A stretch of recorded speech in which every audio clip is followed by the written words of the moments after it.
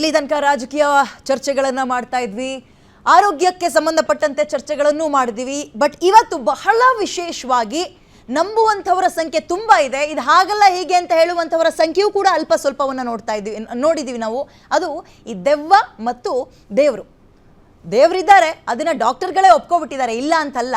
Positive energy ಅನ್ನುವಂಥದ್ದು ಇದೆ ಅಂತ ಒಪ್ಕೊಂಡಿದ್ದಾರೆ. ಬಟ್ ಮೈ ಮೇಲೆ ಬರುವಂಥದ್ದು ಎಕ್ಸಾಂಪಲ್, ಅದರಲ್ಲೂ ಕೂಡ ಈ ದೆವ್ವ ಮೈ ಮೇಲೆ ಬರುತ್ತೆ ಆ್ಯಂಡ್ ಅದನ್ನು ನಾನು ಬಿಡಿಸ್ತೀನಿ ಅಂತ ಕೆಲವೊಬ್ಬರು ಡೋಂಗಿ ತನವನ್ನು ಪ್ರದರ್ಶನ ಮಾಡಿರೋದು.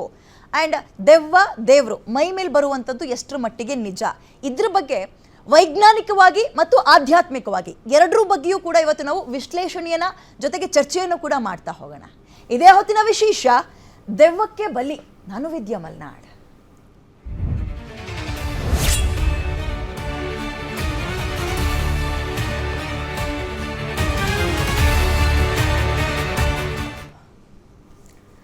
ಬಹಳ ಎಕ್ಸೈಟ್ ಆಗುವಂತಹ ಸುದ್ದಿಯನ್ನ ಇವತ್ತು ನಾವು ಆಯ್ಕೆ ಮಾಡ್ಕೊಂಡಿದ್ದೀವಿ. ಕಾರಣ ನೆನ್ನೆ ಶಿವಮೊಗ್ಗದಲ್ಲಿ ನಡೆದಿರುವಂತಹ ಒಂದು ಘಟನೆ. ಆಕೆ ಮೈ ಮೇಲೆ ದೆವ್ವ ಬಂತು ಅಂತ ಇನ್ನೊಬ್ಬ ಆಕೆ ನನ್ನ ಮೇಲೆ ದೇವ್ರು ಬಂದಿದೆ, ನಾನು ಅದನ್ನ ಬಿಡಿಸ್ತೀನಿ ಅಂತ ಆಕೆ ಎಲ್ಲೋ ದೂರ ಕರ್ಕೊಂಡು ಹೋಗಿ ಆಕೆ ಮೇಲೆ ಗಂಟೆಗಟ್ಟಲೆ ಕಲ್ಲನ್ನ ಹೊರಿಸಿ ಹೊಡೆದು ಕೊನೆಗೆ ಆಕೆ ಜೀವನೇ ಹೋಗ್ಬಿಡ್ತು. ಇದೆಲ್ಲವೂ ಕೂಡ ಡೋಂಗಿತನ. ಬಟ್ ಇದನ್ನ ಹೊರತಾಗಿಯೂ ಕೂಡ ನಾವು ಪಾಸಿಟಿವ್ ಎನರ್ಜಿ ಅನ್ನುವಂಥದ್ದನ್ನ ನೋಡಿದ್ದೀವಿ, ಕೇಳಿದ್ದೀವಿ. ಹಾಗಾದ್ರೆ ದೇವರು ಮತ್ತು ದೆವ್ವ ಆ್ಯಂಡ್ ಮೈ ಮೇಲೆ ಬರೋದು, ಇದ್ರ ಬಗ್ಗೆ ಚರ್ಚೆಯನ್ನು ಮಾಡ್ತಾ ಹೋಗೋಣ. ಅದಕ್ಕಿಂತ ಮುಂಚೆ ನಿನ್ನೆ ಆಗಿರೋ ಘಟನೆ ಬಗ್ಗೆ ಒಂದು ವೆರಿ ಕ್ವಿಕ್ ಆಗಿ ರಿಪೋರ್ಟ್ ಇದೆ, ನೋಡ್ತಾ ಹೋಗೋಣ.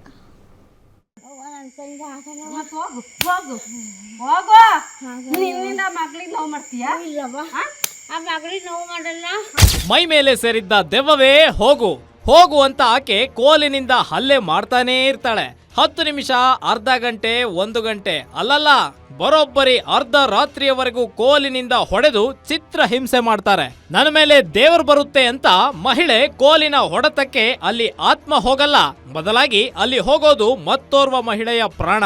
ಎಐ ಕಾಲದಲ್ಲೂ ಶಿವಮೊಗ್ಗ ಜಿಲ್ಲೆ ಇಂತಹ ಘಟನೆಗೆ ಸಾಕ್ಷಿಯಾಗಿದೆ. ದೆವ್ವ ಮೈ ಮೇಲೆ ಬಂದಿದೆ ಎಂದುಕೊಂಡು ರಾತ್ರಿ ಇಡೀ ಮಹಿಳೆಗೆ ಹಲ್ಲೆ ಮಾಡಿದ್ದು. ಇದರಿಂದಾಗಿ ಶಿವಮೊಗ್ಗದ ಭದ್ರಾವತಿ ತಾಲೂಕಿನ ಹೊಳೆಹೊನ್ನೂರು ಹೋಬಳಿಯ ಜಂಬರಘಟ್ಟೆ ಗ್ರಾಮದ ನಿವಾಸಿ 45 ವರ್ಷದ ಗೀತಮ್ಮ ಎಂಬ ಮಹಿಳೆ ತನ್ನ ಪ್ರಾಣವನ್ನೇ ಕಳೆದುಕೊಂಡಿದ್ದಾಳೆ.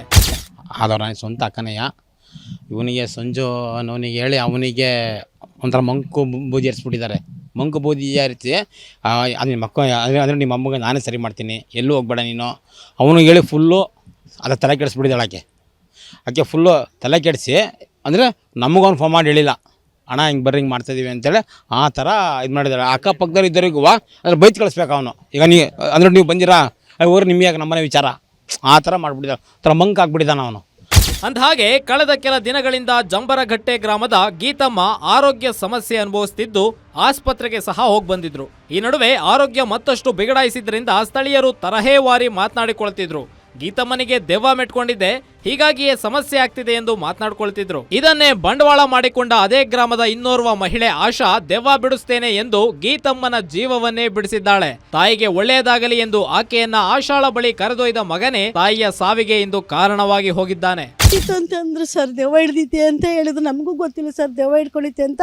ಆ ಹುಡುಗನ ಮಗನ್ನ ಕರ್ಕೊಂಡೋಗಿ ಕರ್ಕೊಂಬನ್ನಿ ನಾವು ಸರಿ ಮಾಡಿಸ್ತೀನಿ ದೇವ್ರನ್ನ ಬಿಡಿಸ್ತೀನಿ ಅಂತ ಕರ್ಕೊಂಡೋಗಿ ಆ ಥರ ಮಾಡಿದ್ರು ಸರ್ ಅವರು. ಇಷ್ಟೇ ನಮಗೆ ಗೊತ್ತಿರೋದು. ಇನ್ನೇನು ಪಾಪ ಸುಮ್ಮನೆ ಮಗನ ಮೇಲೆ ತುಂಬ ಪ್ರಾಣ. ಅಮ್ಮಗೆ ಮಕ್ಕಳು ಏನಂತ ಒಳ್ಳೆ ಕೆಟ್ಟವ್ರಂತೂ ಅಲ್ಲ. ನಮ್ಮಮ್ಮ ಏನೋ ಉಳ್ಕೊಳ್ಳೆ ಅನ್ನೋ ಭಯದಿಂದ ಕರ್ಕೊಂಡು ಹೋಗಿದ್ದಾವೆ ಅಷ್ಟೇ.